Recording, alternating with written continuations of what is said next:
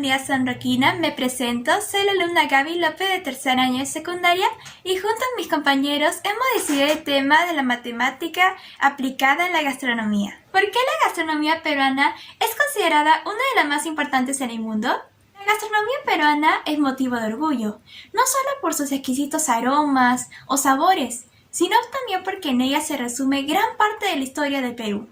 Indudablemente el reconocimiento mundial de la cocina peruana se debe en gran parte al chef Gastón Acurio, que fue uno de los pioneros en dar a conocer nuestra cocina peruana. Pero al saber todo esto nos preguntamos, ¿cómo es que la matemática influye en la gastronomía?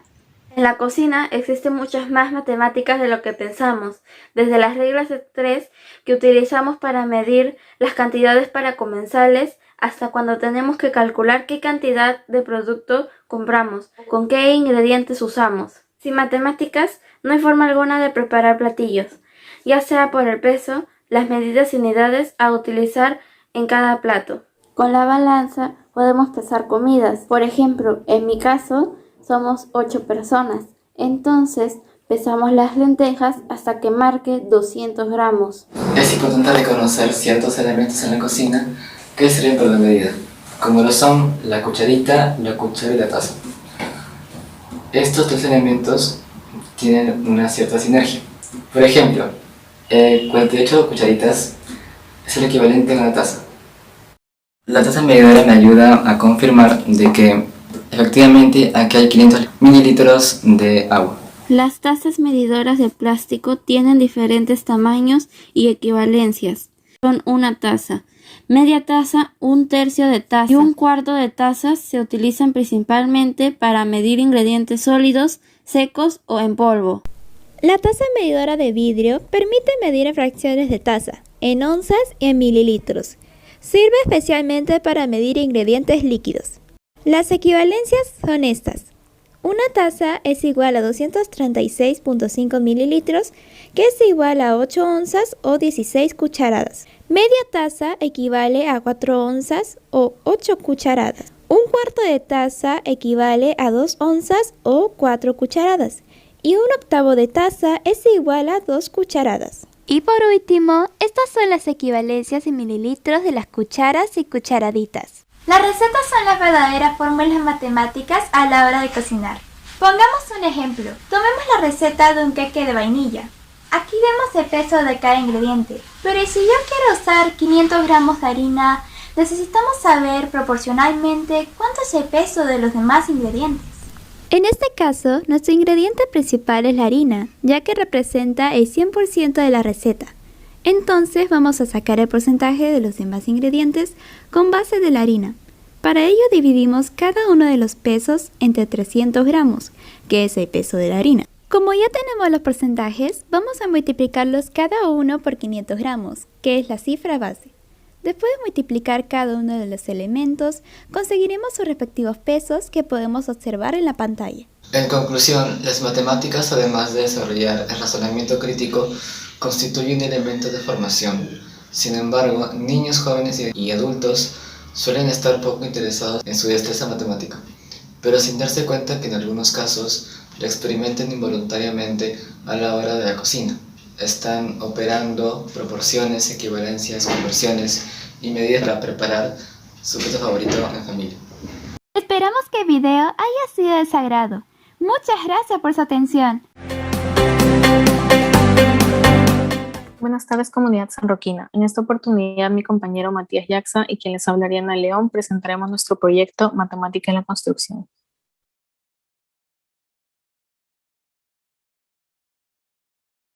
Introducción. Existen varios tipos de matemática en la construcción. Por ejemplo, la matemática aplicada a la carrera de arquitectura. Se remonta a los primeros tiempos de la construcción del hombre, de las estructuras funcionales. La arquitectura es el arte en el que se proyectan y construyen estructuras de todo tipo buscando siempre la estática.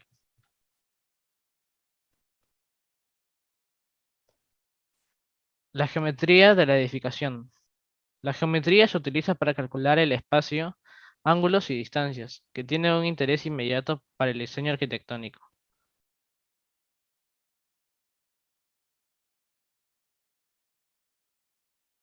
Funciones lineales. En geometría y el álgebra elemental. Una función lineal es una función polinómica de primer grado, es decir, una función cuya representación en el plano cartesiano es una línea recta. Estas funciones las utilizamos, por ejemplo, durante el proceso constructivo de una ferrovia. Historia y cálculos empleados antiguo y actualmente. Historia de la matemática en la construcción. La matemática es la base de las construcciones y la arquitectura. La relación entre estos se remonta a los primeros tiempos de la construcción del hombre de las estructuras funcionales. Para que un edificio tenga resistencia y estabilidad, debe tener ángulos precisos, longitudes correctas de sus muros y medidas adecuadas para el techo. Antiguamente, los matemáticos participaron en el diseño de grandes estructuras como pirámides, estadios, templos, etc. La primera influencia matemática definida en la construcción o arquitectura es la de Pitágoras. La geometría era el estudio de formas que eran determinadas por números. Actualmente, en la actualidad, se utilizan programas para previsualizar construcciones y proyectos, acompañado de cálculos específicos, medidas y demás especificaciones. Las construcciones y arquitectura han evolucionado de la mano de la matemática, la geometría en estructura, composición y otros elementos arquitectónicos, según su especialidad, que puede ser álgebra, trigonometría, etc. Un proyecto arquitectónico requiere de dos partes, la funcional y la estética. Ambas requieren conocimientos matemáticos para que cumplan su objetivo por completo.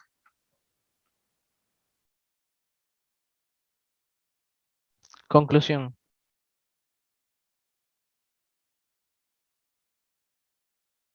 En las construcciones de todo el mundo se hace uso de diferentes herramientas matemáticas, tales como geometría, álgebra, cálculo diferencial e integral, y trigonometría, para estudiar y comprender áreas como física, mecánica e hidráulica, mismas que sirven para realizar proyecciones de estructuras, así como el diseño y la construcción de las mismas.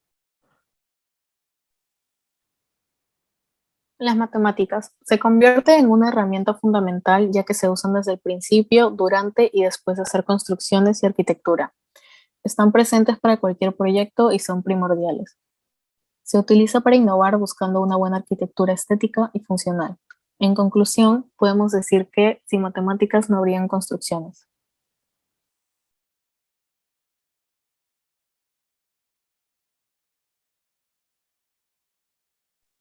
Gracias. Estimados señores del jurado, profesores y compañeros, hoy mi grupo y yo les vamos a presentar nuestro proyecto Las matemáticas en el cambio climático, conformado por Ana Lucía Prada, Micaela Ponce y quien les habla, Alessandra Pisfil. ¿Qué es el cambio climático? Es la variación global del clima de la Tierra que se debe a causas naturales y la acción del hombre que se produce sobre todos los parámetros climáticos, como por ejemplo la temperatura, la nubosidad, la presión atmosférica, los vientos, la humedad y las precipitaciones. El Servicio Nacional de Meteorología e Hidrología del Perú, o más conocido como CENAMI, es un organismo técnico especializado del Estado peruano que brinda información sobre el pronóstico del tiempo, así como asesoría y estudios científicos en las áreas de hidrología, meteorología, agrometeorología y asuntos ambientales. ¿Cómo podemos aplicar la matemática? Los antiguos métodos de predicción del tiempo usualmente tomaban en cuenta la experiencia de señalar patrones de eventos. Por ejemplo, un amanecer con cielo nublado de color rojizo se solía interpretar como el inicio de un día de mal tiempo. Una idea popular que no carecía de sentido, ya que la iluminación de las nubes por debajo durante el amanecer expresa nubosidad nocturna durante las horas de mayor precisión atmosférica. El aire y las nubes con él descienden hasta una escasa altura del suelo por la menor temperatura durante la noche. Y posteriormente, al calentarse durante el día, se eleva y pueden producirse precipitaciones. La experiencia acumulada por generaciones producía un pronóstico. De todos modos, estas predicciones no siempre se cumplían y tampoco se podían hacer pruebas estadísticas rigurosas. En el caso de los modelos climáticos, no se debe confundir tiempo con clima. La cuestión se complica bastante. Por una parte, debemos decidir con qué escala del tiempo trabajamos. ¿Queremos saber cómo se va a comportar el clima en los próximos 20 años, en el próximo siglo o en el próximo milenio?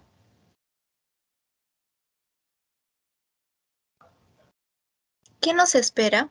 Según el documento Global Annual to Decadal Climate Update, Boletín sobre el Clima Mundial Anual a Decenal, las estadísticas también marcan que es un 90% probable que en el periodo 2021 hasta el 2025 se observe el año más cálido en la historia registrada. Y bueno, nuestra conclusión, las matemáticas nos permiten hacer cálculos para conocer el clima y estar preparados por si hay un peligro. Muchas gracias por su atención. Muy buenos días con todos. La matemática ha demostrado ser útil para innumerables trabajos, hasta en los menos pensados. Hoy mi grupo, conformado por Adrián Castillo, Luciana Castro y quien les habla, Frida Escobar, vamos a hablar de la matemática aplicada en nada más ni de nada menos en el peritaje forense. Antes de comenzar, vamos a hablar un poco de la medicina legal o forense. ¿Qué es la medicina forense?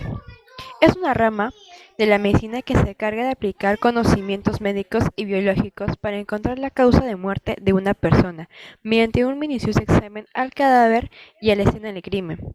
Es necesaria la participación de los médicos forenses como la resolución de problemas en los que tenga que ver el derecho como los juicios crímenes. Ahora que ya sabemos todo esto, vamos a pasar a la parte principal. ¿Qué tiene que ver la matemática con la medicina? ¿Cómo dos cosas tan diferentes pueden estar tan relacionadas? A continuación, mi compañera Lucina les explicará. ¿En qué consiste la matemática forense? Como sabrán, la matemática es un cuerpo de conocimientos sobre entes abstractos, como números, figuras geométricas y símbolos, con un lenguaje único que sirve para expresar y comunicar ideas sobre los objetos matemáticos y las relaciones entre ellos. En este caso, el uso de ecuaciones algebraicas, aritméticas, trigonométricas, juntos con la del cálculo diferencial integral, son de suma importancia para determinar diferentes peritajes forenses. Algunos ejemplos pueden ser el cálculo de alcohol en la sangre mediante una curva de calibración, la reconstrucción de rostros con figuras geométricas, etc. Todo esto por muy importante que es. Esto es muy importante ya que la rama de la medicina, cada peritaje o tema se aplica por lo menos un poco de matemática. Pero nos vamos a centrar en un tema que nos ha llamado demasiado la atención, la balística forense. Se trata de estudiar la trayectoria de un disparo determinado sobre una superficie. Es de gran importancia en la reconstrucción de hechos, ya que puede dar un valor importantísimo al estudio y al esclarecimiento del acontecido en la escena, acotando las posiciones posibles en las que se pudo encontrar el arma en el momento del disparo y, por supuesto, excluyendo todas las demás posibilidades utilizando la geometría y la física como base científica. Ahora le doy el pase a mi compañero Adrián. Muchas gracias, Luciana. Pongamos un ejemplo del cálculo que se tiene que hacer para determinar la velocidad y la rapidez de una bala. Vamos a aplicar la balística en la vida real con un caso. Marta viajaba en microbús como lo hacía cotidianamente, hasta que ocurrió una balacera y una bala perdida la alcanzó. Ella murió instantáneamente, pues la bala quedó alojada en su cráneo. Ahora vamos a comenzar con diferentes resoluciones. Si la bala es disparada siguiendo una trayectoria recta, de modo que recorre una distancia de 10 metros en 5 segundos, ¿cuál es la velocidad y la rapidez de la bala? Primero tenemos que agrupar los datos. La distancia es de 10 metros, el tiempo es de 5 segundos. Primero vamos a aplicar la fórmula de distancia entre tiempo para encontrar la rapidez. Entonces, rapidez es igual a 10 metros entre 5 segundos, lo que nos da 12 metros por segundo. Y para calcular la velocidad también usaremos la fórmula de distancia entre tiempo, lo que nos da el mismo resultado que con la rapidez, 2 metros por segundo, solo que a la derecha. Ahora que ya sabemos la velocidad y la rapidez, podemos calcular la distancia. Si la bala tenía una velocidad de 7 metros por segundo durante 28 segundos, ¿cuál es la distancia total que recorre la bala?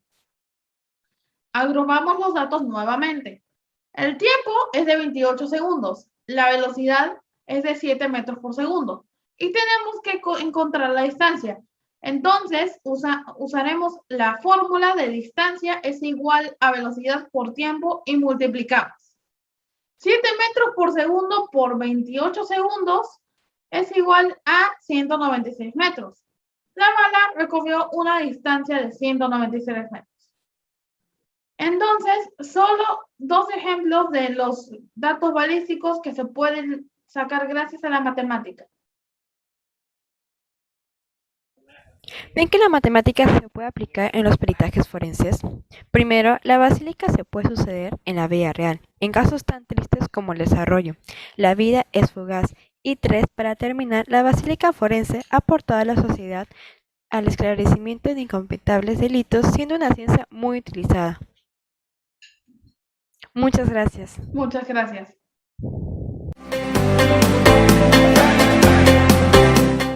Buenos días, señor rector, señorita directora y miembros del jurado.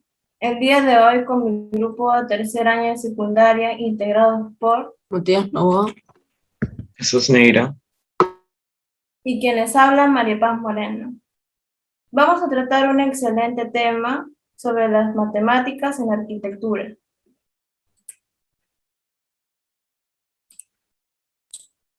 Historia, arquitectura antigua. La matemática es la base de la arquitectura.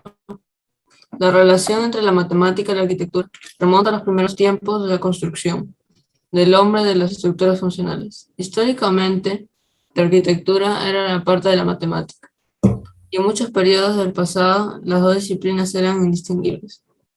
Paso con mi compañera María Paz.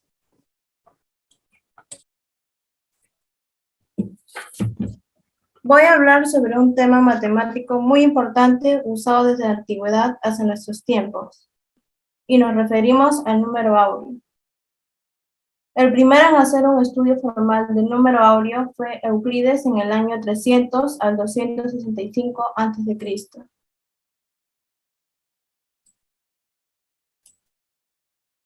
El cálculo del valor del número áureo. Dos números A y B están en proporción áurea si se cumple. Acá podemos observar un cuadro de fórmulas que se pueden resolver de diferentes maneras. Phi es igual 1 más raíz de 5 entre 2, que es igual a 1,61803398, que es un número infinito, que es el valor del número áureo equivalente a la relación A entre B. El número áureo en las matemáticas. Observamos algunos ejemplos que son los siguientes. Ángulo de plata, propiedades aritméticas, representación mediante fracciones continuas, representación trigonométrica, entre otros. Ahora les paso con mi compañero Neira. Gracias. Ahora veremos unos ejemplos en donde el número áureo se presenta. Por ejemplo, tenemos el Partenón. La fachada del Partenón obedece a las proporciones alabadas por Platón. La alzada se encuentra inscrita en un rectángulo áureo, como se puede ver en la figura número 1. Y en la figura número 2 observamos que el trazado es tan perfecto, así que puede escribirse sin dificultad en una espiral áureo.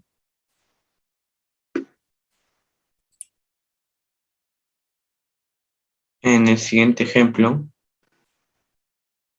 podremos ver que el número áureo también está en la Torre Eiffel. Los ejes de sus 4 pilares forman un cuadrado de 100 metros, que sería el lado pequeño de un rectángulo áureo. Pues poniendo dos rectángulos conseguimos la altura de esta torre. También se ve que 100 por el número áureo representado en pi por 2 es igual a 323,61 metros, que vendría a ser la altura de la Torre Eiffel. También se encuentra en las diferentes partes de la torre. Se ve en el dibujo que en el espacio azul vendría a ser 1 y pi sería el espacio azul más el dorado.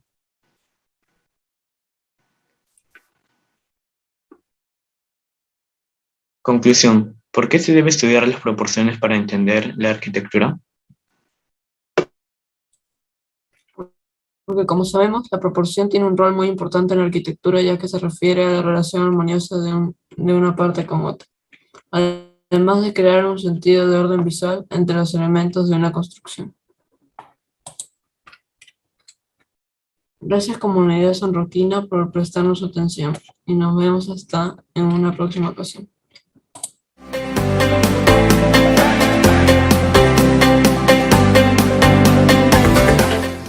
Buenos días, comunidad sanroquina. Somos integrantes del grupo número 3 conformado por Alice Hidalgo, Farillo Papasca, Bruno Jauregui y Fabiana Ayala, del cuarto año de secundaria. Hoy hablaremos sobre las funciones algebraicas en el comercio, donde daremos a conocer la importancia del empleo de las funciones matemáticas en la vida diaria. Explicación del tema. Una función es de mucha utilidad para resolver problemas en la vida diaria. La función es como una máquina donde tenemos una entrada y una salida. En la diapositiva mostrada podemos decir que al comprar una gaseosa preferida por el consumidor pasa por la entrada. Este producto representaría X, y al pasar por caja, que es el que representa la función, sale la gaseosa valorizada por un precio, asumiendo de que sea 2 soles. Esto representaría 2X, por la función que duplicó el valor de la entrada, f sub x es igual a 2X. Bueno, yo lo voy a explicar con un ejemplo real utilizando iPhone para explicarlo. En la entrada A vemos 372 como primer número. Ese es el precio de fabricación de un iPhone 12. El costo de solamente la fabricación de un solo iPhone es 372, de 2 es 744, de 3 es 1116 y de 4 es 1492. Y la salida es el precio de venta más barato el que yo lo he encontrado, que en este caso es $729 por unidad. Y ahí vemos que cuando es 2 unidades es de 1458, 3 unidades es de 2187 y 4 unidades es de 2916. Acá podemos ver que ellos lo venden al doble del precio de lo que lo fabrican. Esto es por el marketing que le hacen y por el nombre de la marca y porque es Apple. Entonces vemos que aquí el dominio de entrada, es 372, 744, 1116 y 1492. Y cuando pasa por la salida, que la salida en este caso sería 2X, porque lo multiplica por 2, salen los precios de venta finales. En la diapositiva podemos apreciar dos funciones, creciente y decreciente. En la función creciente podemos observar en el plano cartesiano, realizando una lectura de izquierda a derecha, podemos decir que la función f sub x es cuando toma un valor en x es igual a 1, su imagen será 2. Aquí inicia la función creciente, aumenta en el eje x y también aumenta en el eje y. Cuando x es igual a 2, su imagen será 4, y cuando x es igual a 3, su imagen será 6, y cuando x es igual a 4, su imagen será 8. Esta característica se llama función creciente.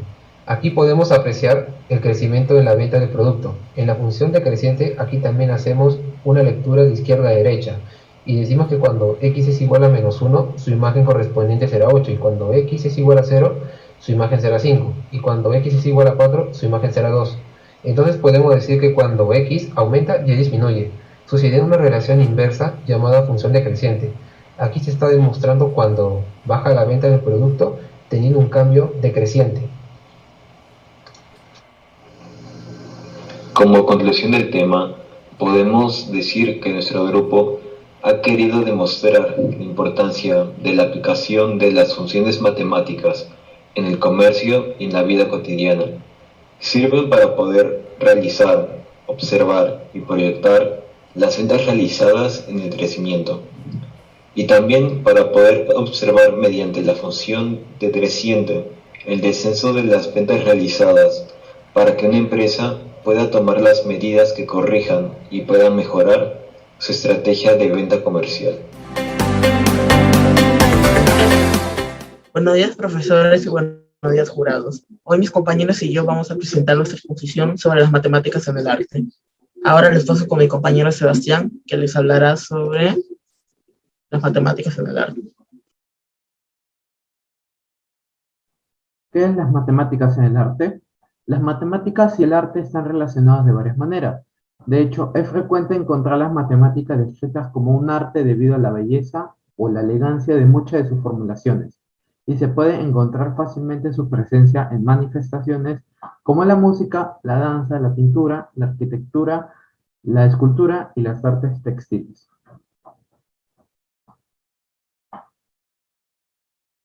La proporción áurea.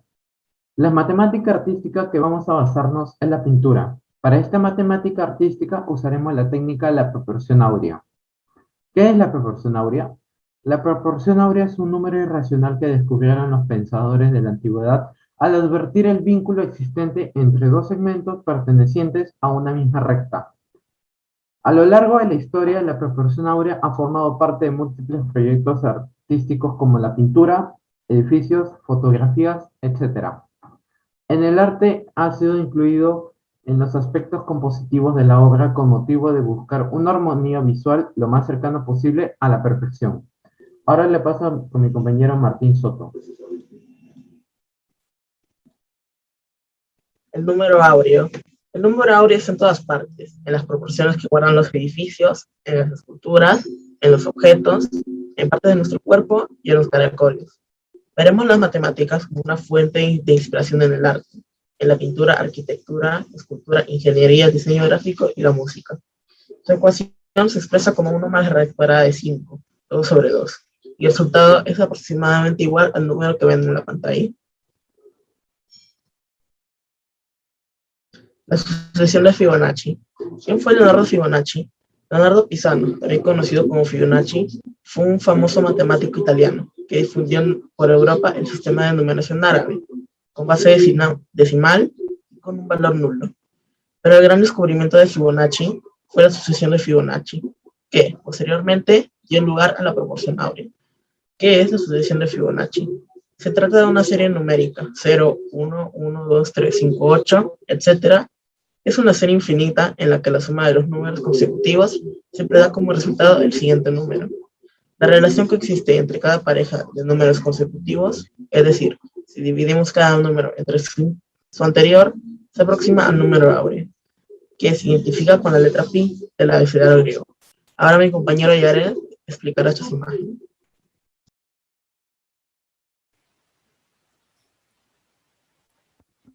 Como se puede apreciar, la matemática ha sido de bastante importancia en lo que es las artes. Se puede aplicar la proporción áurea utilizando una regla de tercios, que es dividir un área en tercios iguales tanto vertical como horizontalmente. Como se puede apreciar, se puede observar la pintura de la Mona Lisa y el de las meninas.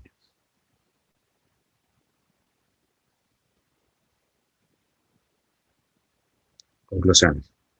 ¿Por qué debemos aprender matemáticas en el arte? El influjo directo de las matemáticas sobre el arte se evidencia en el uso de herramientas conceptuales como la perspectiva, el análisis de la simetría y en la presencia en diversas obras de objetos matemáticos que han ejercido una especial atracción sobre artistas de distintas épocas. Muchas gracias. Buenos días, comunidad sanroquina. Hoy mi grupo, conformado por Gabriela Reyes, Ashley Pantano y quien les habla, María Fernanda Dueñas, del 4º año de secundaria, les hablaremos sobre las matemáticas en la arquitectura.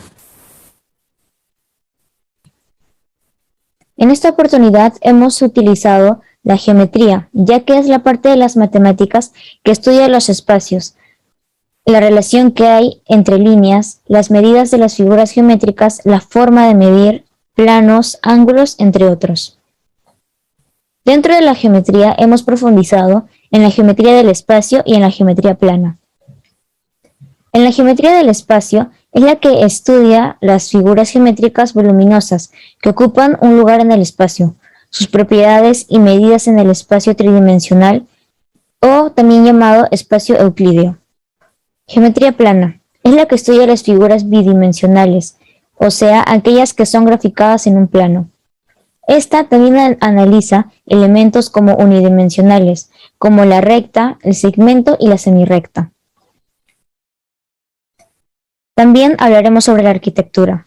La arquitectura es el arte y la técnica de proyectar, diseñar y construir, modificando el hábitat humano, ya sea en una casa rural o urbana, edificios, etc. Estudiando la estética, el buen uso y la función de los espacios, ya sean arquitectónicos o urbanos. Ahora les paso con mi compañera Ashley Pantano. La resistencia es la capacidad física básica para poder realizar una actividad de esfuerzo el mayor tiempo posible. La resistencia es poder resistir durante un determinado tiempo alguna actividad o ejercicio. El balance o equilibrio es buscar un punto medio en el espacio para poder hacer que algo no se incline o se caiga y se quede recto y sin moverse. ¿Cómo se relacionan? En la arquitectura, si bien sabemos, utilizan muchas ramas de la matemática, como el hacer los planos, las maquetas, utilizamos medidas, ángulos, espacios y entre otros. Y para poder transmitirlo a una maqueta se utilizan balances. Y para esto se utilizan algunos materiales como la batería, la cartulina, el cartón, el foam board, la madera, el acrílico y entre otros. Estos son algunos ejemplos de las maquetas, como pueden observar.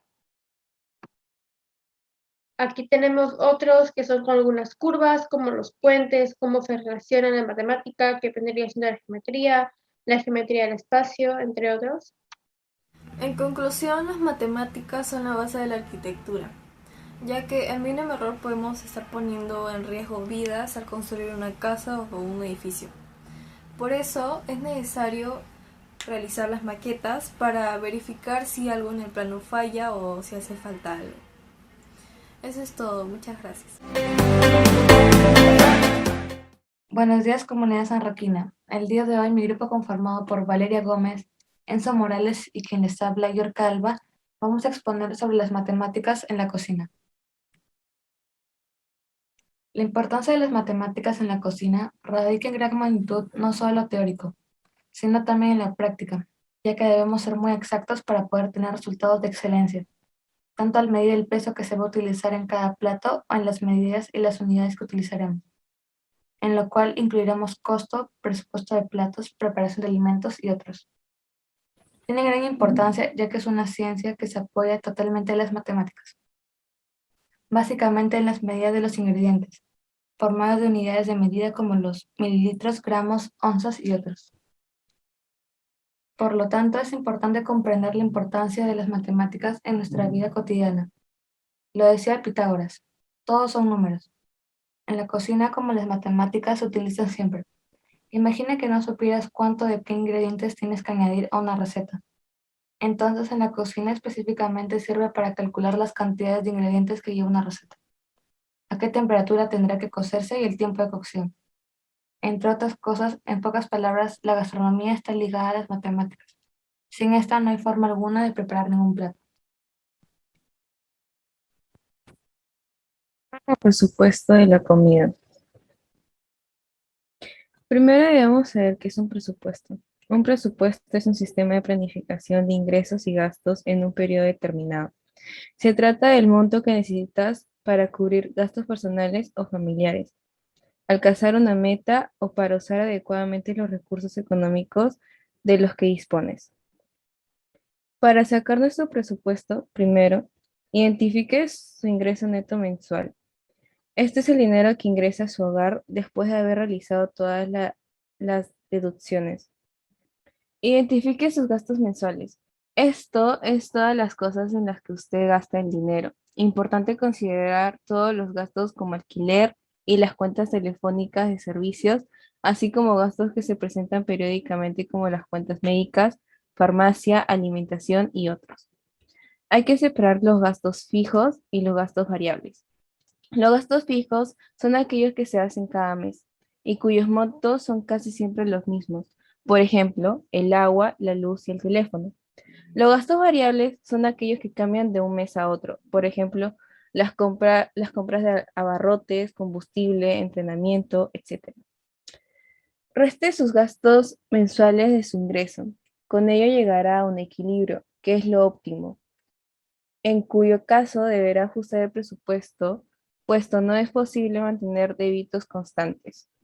Ejemplo, si una persona gana 200 soles a la semana y las cuentas siguientes son de teléfono 50 soles y electricidad 75 y gas 20 soles, lo que resultaría 55 soles en productos. Los alimentos y necesidades tendrán que planearse de acuerdo con el presupuesto de 55 soles, el cual tiene que incluir impuestos. Matemáticas en la planeación y compra. La planeación de alimentos y organizar una lista de productos necesita de habilidades básicas en las matemáticas. El almacenaje de los productos puede duplicarse si una receta para 4 porciones necesita 8 porciones. El número de gente a la que se servirá determinará la forma en que deben ajustarse las recetas. Por ejemplo, Juan tiene presupuesto de 20 soles y va a comprar al mercado. ¿Cuánto le darán de vuelta? Juan compra medio kilo de lentejas por 4 soles, medio kilo de arroz por 2 soles, una rama de hierbabuena por 10 céntimos, una cebolla por 50 céntimos, un tomate mediano por 50 céntimos, un diente de ajo por 20 céntimos, sal, pimienta y comino al gusto a 1 sol, y 6 huevos, que equivalen a 3,80. Entonces sumamos 4 más 2 soles, más 10 céntimos, 50 céntimos, 50 céntimos, 20 céntimos, 1 sol y 3,80, da en total un valor de 12 soles con 10 céntimos.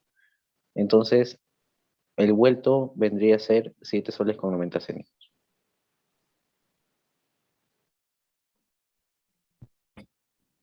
Proporción de los ingredientes. Regla de 3. La regla de 3 simple es una herramienta matemática que sirve para resolver rápidamente problemas que involucran una relación de proporcionalidad directa entre dos variables. Muchas veces las recetas se realizan para 6 y 8 personas. Sin embargo, si se quiere preparar la receta para 2 o para 10 personas y que todos los ingredientes respeten sus cantidades proporcionales, la mejor manera de hacerlo es aplicar la regla de 3. Ejemplo, 450 gramos de harina se utiliza para 30 porciones. ¿Cuántos gramos de harina se utilizarán para 40 porciones? Ahí aplicamos la regla de 3. Ejemplo, 450 gramos de harina se utiliza para 30 porciones. ¿Cuántos gramos de harina se utilizarían para 40 porciones? Ahí utilizaríamos la regla de 3 simple. X es igual a 450 por 40 y después lo dividiríamos entre 30, lo cual daría 600 gramos de harina. Conversiones. Tabla de conversiones de medidas que se usan en la cocina. Por ejemplo, las medidas de volumen. Tanto en la cocina como en repostería, en los países anglosajones es habitual el uso de un sistema imperial de unidades. Se suele expresar las medidas de volumen en tazas, cucharitas, cucharas y onzas líquidas. En cambio, en Europa se usa el sistema internacional de unidades y para cantidades grandes se utiliza 1 litro y para cantidades pequeñas mililitros, que en algunas ocasiones podemos ver expresados en algunas unidades equivalentes, que es el centímetro cúbico. Esta diferencia hace que muchas veces resulte un poco complicado seguir recetas que vengan expresadas en sistemas que no usamos normalmente. Y lo peor es que queremos hacer una receta que viene en tazas y cucharas y solo tenemos una jarra graduada a mililitros, y el caso contrario, que solo tenemos tazas y no tengamos nada para medir en mililitros. Por eso, para que a partir de ahora la diferencia de unidades no sea un problema en vuestras cocinas, aquí van una serie de tablas con las conversiones de las unidades que más se utilizan. Tablas de conversión de medida que se usan en cocina. Volumen peso. También es habitual que en recetas se utilicen medidas de volumen como las tazas y cucharas, para ingredientes sólidos que en otros sitios se pesan en gramos, como la harina o el azúcar. Esto sí que despista, porque dependiendo de la densidad del ingrediente, el mismo peso puede ocupar un volumen muy distinto. Para ayudarlos un poco en esta cuestión, hemos preparado tablas de conversión de los ingredientes más comunes de recetas de repostería. Peso. En el sistema imperial se utilizan libras y onzas. En el internacional, gramos y kilogramos. Longitud. Aunque no aparezcan en los ingredientes, no es extraño que aparezcan medidas de longitud en recetas de cocina cuando se trata de describir el tamaño de moldes o bandejas. En este caso, el sistema imperial emplea pulgadas y el sistema internacional usa centímetros. Temperaturas. Y para terminar con esta serie de tablas de conversión de medidas, no podía faltar una tabla de conversión de temperaturas, pues es un dato que nos aparece siempre que tengamos que utilizar el horno. En esta ocasión hemos redondeado un poco las equivalencias para adaptarnos a las escalas más frecuentes de los sectores de temperatura de los hornos. En conclusión, podríamos decir que las matemáticas están en todo lo que realizamos. Si vamos al mercado, se usan las matemáticas. Si queremos preparar algo, usamos las matemáticas. Hasta en los juegos están las matemáticas. Así que es bueno que una persona se culturice más con las matemáticas, porque hay algunas personas que dicen, matemáticas no interesa, no usamos mucho en la vida, pero en realidad sí lo usamos en nuestra vida diaria. Muchas gracias por prestar atención a nuestro grupo.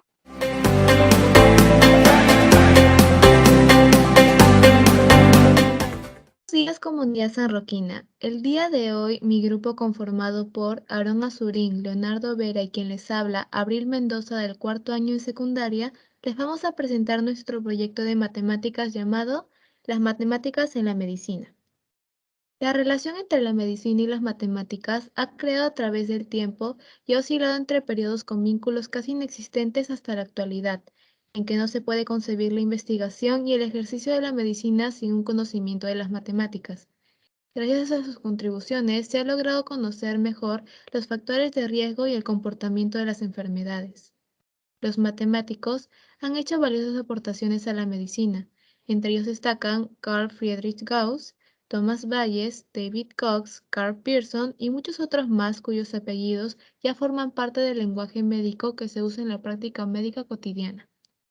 Un claro exponente de relación entre las matemáticas y la salud son las tablas, gráficos y porcentajes que se emplean para hacer un seguimiento de una enfermedad. Ahora les paso con mi compañero Aarón.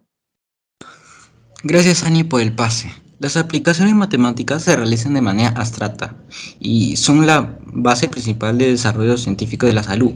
Aunque no se reconozca su importancia y presencia, las matemáticas no nos rodean, también gobiernan muchos aspectos de nuestra salud. Por ejemplo, la cantidad de antibiótico que nos tomamos cuando tenemos una infección que viene determinada por una fórmula matemática. Y en el propio antibiótico, antes de salir al mercado, ha tenido que ser sometido a un exhaustivo análisis estadístico. Se trata de ver la otra cara de las matemáticas, una faceta a lo que los adolescentes no están muy acostumbrados, ya que los institutos o los profesores se dirigen más a unas matemáticas instrumentales y raras veces se habla de aplicaciones concretas de las mismas. En este sentido, podemos afirmar que una derivada puede ser útil para estudiar el crecimiento de una epidemia y cómo avanza la enfermedad, así como también para lo que los científicos sepan, por ejemplo, a qué porcentaje de la población es necesario vacunar para evitar una epidemia. Por otro lado, podemos apreciar su presencia en el diseño de prótesis especiales diseñadas con tecnología de 3D a través de sistemas informáticos como el Millennium para dar un mejor funcionamiento en la gestión hospitalaria, también sobre el control de la salud y el deporte. Con las nuevas aplicaciones informáticas que nos permiten saber parámetros sobre el ejercicio que realizamos e incluso control de impulso cardíaco, presencia de oxígeno de sangre, etc. Ahora les paso con mi compañero Leonardo Vera. Gracias. En conclusión, las matemáticas velan por mejorar nuestra salud y, por ejemplo, las cirugías del futuro se podrán desarrollar a partir de nanorobots y de técnicas menos invasivas. Las matemáticas son muy útiles en una visión más del día a día de pequeños progresos en problemas concretos, incluso utilizando modelos y técnicas estadísticas sencillas. La matemática en el campo de la salud es de máxima importancia, ya que mediante ella podemos obtener datos que son muy necesarios para poder valorar y tratar a las personas que necesitan ayuda. Por eso podemos afirmar que la mayoría de los datos son obtenidos por la realización de cálculos matemáticos. Las matemáticas en la profesión de medicina es la piedra angular, siendo responsable para que hoy existan nuevas especialidades en este campo, tales como epidemiología, control de infecciones, predicciones estadísticas, entre muchas otras. Por esto y por mucho más podemos afirmar, sin equivocarnos, que las matemáticas también salvan nuestras vidas. Gracias.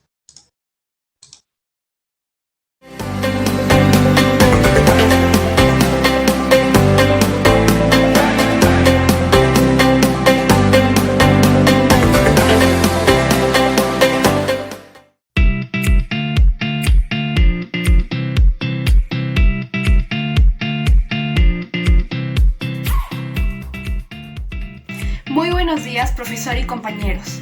En esta oportunidad, nuestro grupo conformado por Alondra Pebe, Arlene Neira y quien les habla, Ana Paula Cáceres, les presentaremos el tema La matemática aplicada a la medicina. Una de las funciones más importantes en la enfermería es la administración de medicamentos. Esta es una tarea que hay que llevarla con mucho cuidado, ya que todas nuestras decisiones y acciones deben ser rigurosas para proteger la vida del paciente y evitar perjudicarla, además de que de esto depende su correcta mejoría. Caso contrario, puede llegar a ocasionar intoxicaciones, náuseas o vómitos e incluso puede ocasionar la muerte. Cabe resaltar que en los niños, como están en una etapa de constante cambio, ya sea de peso o de altura, la dosificación es un poco más complicada de lo que sería en los adultos, por ejemplo. Pero, ¿qué es la dosificación?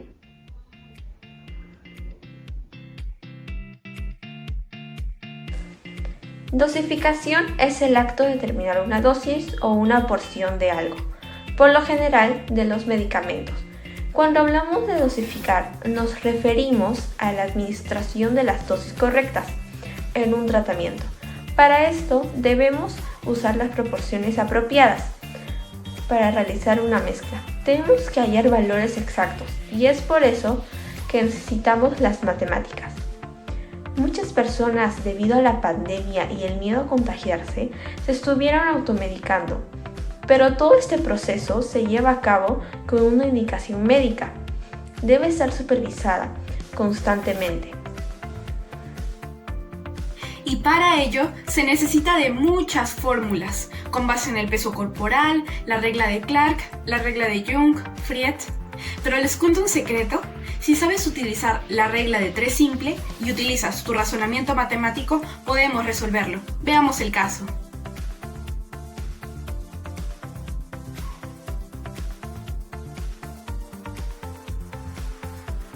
¿Cuántos miligramos se deben de administrar al niño en un día?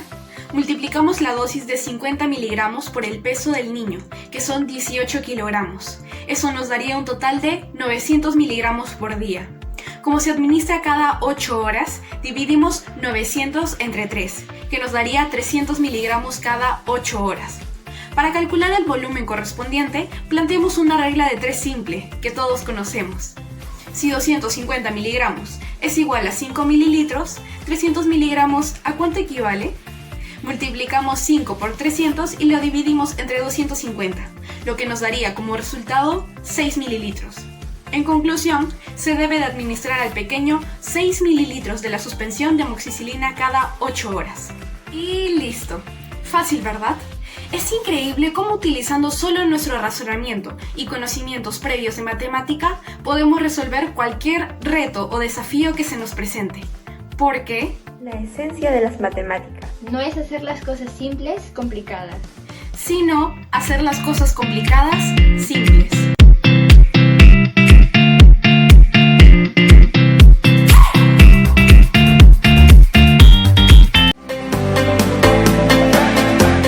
Buenos días, profesor. Buenos días, alumnos. Hoy día a mi equipo y a mí nos va a tocar hablar sobre las matemáticas en el baloncesto.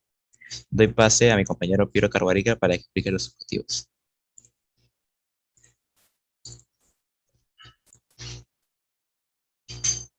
Objetivos. Conocer la aplicación de las matemáticas en el baloncesto. Identificar las ventajas que pueden ofrecer las matemáticas en el baloncesto e interpretar mediante fórmulas la relación matemáticas-ajedrez.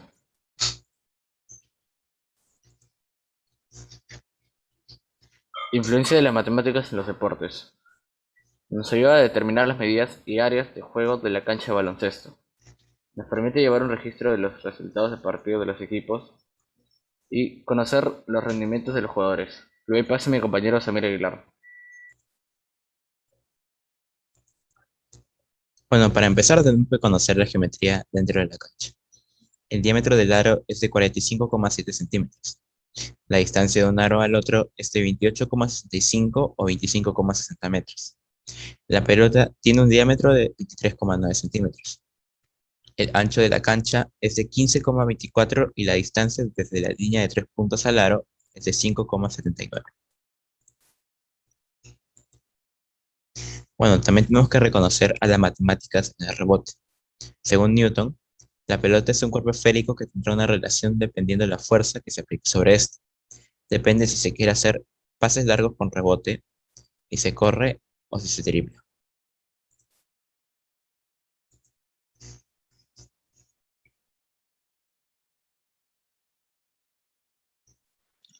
Aplicación de la geometría para los rebotes en el tablero. Siempre que la pelota se lance desde un lado con un lanzamiento largo, esta terminará en el otro lado de la mayoría de las veces. Se debe familiarizar con los efectos de los rebotes para que puedas adivinar a dónde irá la pelota.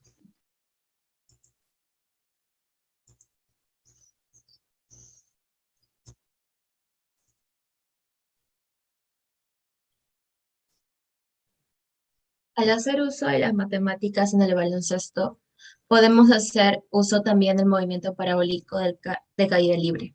En este caso podemos observar una persona que realizó 3 lanzamientos. En el primer lanzamiento rojo podemos observar el lanzamiento que tiene un grado de 65 con una velocidad inicial de 9,30 metros por segundo.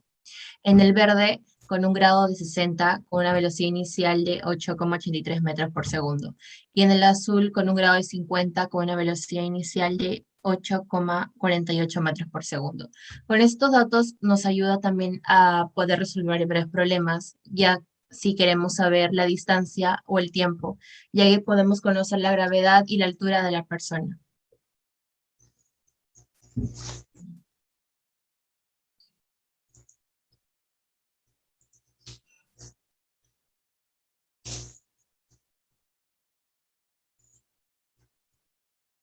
Lanzamiento de media cancha.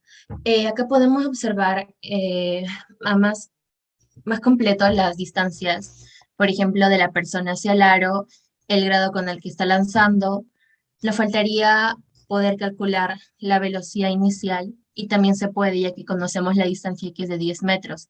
Y podríamos calcularlo con el tiempo es igual a la distancia que sería 10 metros por la velocidad entre la velocidad inicial.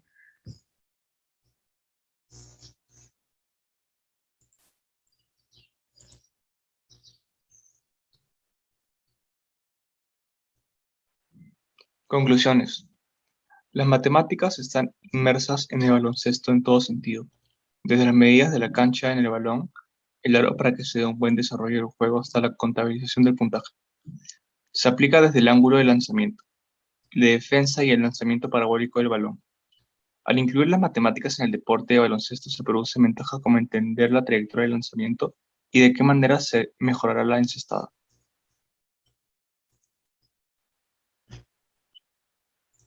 Gracias. Eso es todo por hoy.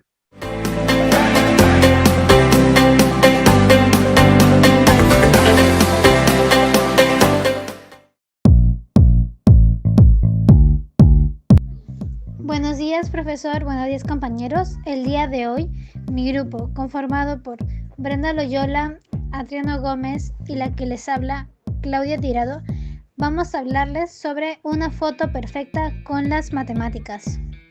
Antes de hablar sobre nuestro tema, vayámonos un poco más al pasado. Desde el principio de la humanidad, vimos cómo los seres humanos intentan graficar la realidad, expresar ideas o conservar recuerdos con imágenes. Unos ejemplos fueron en las pinturas rupestres en cuevas, esculturas, fotografía y cine. Pero, ¿cómo se crea una imagen? ¿Se necesitan las matemáticas para obtenerlas? Hablemos más a fondo de ello. Pongamos un ejemplo. Quiero tomar una foto a un erizo y no sé cómo encuadrarlo para tener una foto perfecta. Para ello se tiene el concepto de proporción áurea, pero para esto necesitamos saber la razón y proporción. La razón es la relación entre dos cantidades o medidas. Un ejemplo. De 7 días de la semana, 4 veces salgo con mis amigos. La razón es de 4 séptimos y se leería 4 de cada 7. Y la proporción son dos parejas de cantidades que tienen la misma razón. Ahora, ¿cómo se genera la proporción áurea? Imaginemos un segmento que va desde A hasta C y lo dividimos entre B. Esas dos partes no tienen que ser iguales necesariamente. Luego de la división tenemos 3 segmentos, AB, BC y AC. Se ve que AC es el más grande, AB el mediano y BC el pequeño. Ahora la proporción áurea se plantea así. La razón entre la medida del segmento original con el segmento mediano tiene que ser igual a la razón del segmento mediano con el segmento pequeño. Simbólicamente tenemos segmento mayor entre segmento mediano igual al segmento mediano entre segmento pequeño. Ahora, en estos dos ejemplos se ve que se está respetando la proporción. Una imagen es la Mona Lisa de Leonardo da Vinci y la otra es de las Meninas de Diego Velázquez. Aquí se puede ver cómo las partes de los cuerpos de los personajes se distribuyen en rectángulos divididos que siguen la proporción áurea. Y son los personajes que se distribuyen siguiendo esta misma proporción. Gracias, Adriano. Les habla Brenda Loyola. Yo les voy a explicar cómo podemos aplicar lo aprendido. Supongamos que queremos fotografiar algún objeto o ser. ¿En qué lugar debe encuadrar el objeto para que siga una distribución guiada por la proporción áurea? En nuestro caso vamos a fotografiar a un lindo cuerpespín. Hay que recordar que la razón es igual al número de oro. Primero hay que medir nuestro celular de forma horizontal. El mío, por ejemplo, mide 15 de largo y 7 de alto. Fórmula del número áureo. Longitud total del segmento sobre longitud del segmento mediano es igual a 1,62. Medidas de la pantalla. El largo, que mide 15, lo dividimos sobre el segmento mediano y es igual a 1,62. Despejando esta ecuación algebraica sale 15 sobre 1,62 es igual al segmento mediano, que es igual a 9,26. Ahora el alto. 7 sobre el segmento mediano es igual a 1,62. 7 sobre 1,62 es igual al segmento mediano, que es igual a 4,32. Ahora sí ya podemos ubicar nuestro lindo cuerpespín en las medidas que hemos tomado. El largo nos había salido 9,26. Quiere decir que el rectángulo a su derecha tiene que medir de largo 4,74. Igual con el alto. Si nos había salido 4,32, el rectángulo encima de él tiene que medir de alto 2,68 centímetros. Y en cualquiera de estos recuadros podemos ubicar nuestro cuerpespín y añadirle más elementos, guiándonos de esta proporción.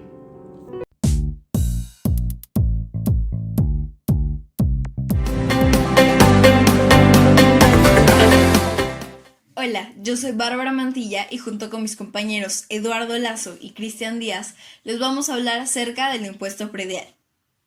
¿Qué es el impuesto predial? El impuesto predial es una unidad de tributo anual que grava el valor de un terreno, sea este rural o urbano. Entonces, a continuación, les vamos a explicar cómo se calcula este impuesto en el Perú. Para ello, vamos a necesitar saber cuál es el valor de nuestro inmueble. Este va a ser calculado por el distrito en el que se encuentre nuestro inmueble. Y para ello vamos a tomar diferentes factores en cuenta.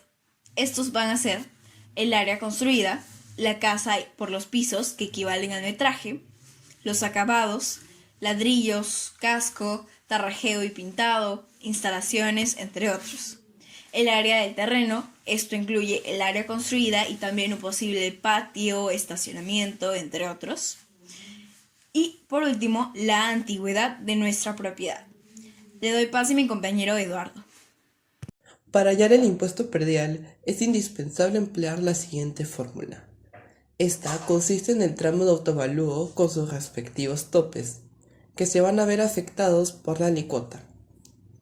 Una vez actualizado el gráfico por el valor de los topes, es decir, las U y T, podemos continuar con nuestro ejemplo.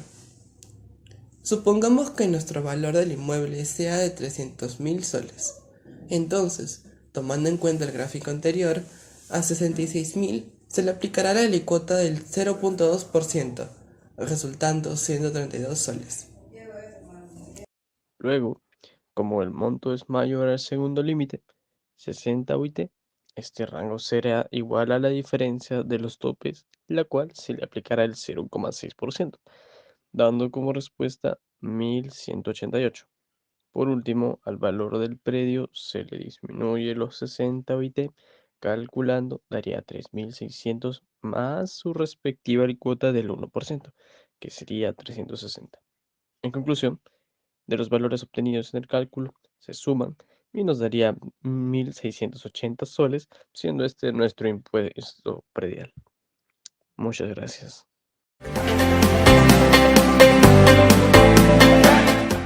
Buenos días, jurado calificador. Somos el grupo Las Matemáticas en las redes sociales conformados por Sofía Guamán, Matías Barrueta, Valeria Perales y quien les habla, Micaela Guarachi. Muchas gracias, Micaela. Ahora hablaremos acerca de los términos. El alcance se refiere a la visibilidad que tuvieron nuestros contenidos dentro de la plataforma, es decir, al número de usuarios que han visto nuestra publicación o al número de usuarios al que le ha llegado nuestra publicación. En interacciones nos referimos a cualquier acción que haya realizado el usuario en nuestra publicación, como pueden ser, por ejemplo, los likes, los comentarios, cuántas veces ha compartido nuestra publicación o cuántas veces ha guardado algunos elementos de nuestro perfil. Ahora le doy el paso a mi siguiente compañero. Retomando el tema de las interacciones, aunque parezca mentira, los comentarios son los aspectos que indican con mayor solidez el índice de engagement. Ahora, ¿qué cosa es el engagement? El engagement es la capacidad de un producto, una marca, un blog, una aplicación, para hacer relaciones sólidas y duraderas con sus usuarios, generando ese compromiso que se establece entre la marca y los consumidores. Analicemos lo siguiente. Dar el botón de like nos toma un segundo, pero en cambio, tener que hacer un comentario indica una mayor implicación por parte del usuario. Entonces, para conseguir que el usuario deje un comentario, debe de sentir empatía o alguna emoción con nuestra aplicación. Ahora bien, para poder medir el nivel de engagement de nuestros contenidos, debemos seguir la siguiente fórmula. La fórmula sería interacciones totales sobre alcance total por 100. Eso nos daría el engagement. Una empresa quiere elegir a una de estas influencers para que solo una de ellas sea la embajadora de su próximo lanzamiento. Lo que tienen en común es que las tres pertenecen al medio televisivo. Además, sus seguidores están entre 3.5 millones a 4.5 millones. Pero antes de poder elegirlas, se tiene que hacer una investigación sobre el alcance que ellas generan. La empresa decide quedarse con la tercera cuenta luego de haber hecho un estudio de mercado y, por ende, ella, al tener el mayor porcentaje, representa la mayor cantidad de seguidores reales y alcance que esta cuenta puede llegar a tener. A continuación, mi compañera Valeria Perales les explicará con unos gráficos qué significa esto. Acá se muestra un gráfico de los porcentajes de seguidores de una cuenta, siendo el 65.90% gente real, que son personas que ven tu contenido de forma continua y sus cuentas están en crecimiento. Un 8.60% son seguidores en masa, que son los seguidores actuales. Son quienes que cuando publicas algo te comienzan a seguir, pero también pueden dejar de hacerlo con el tiempo. Un 22.20% son gente sospechosa, que pueden ser bots, o sea, cuentas falsas que no muestran ningún progreso, y por último otras, que son un 3.30%.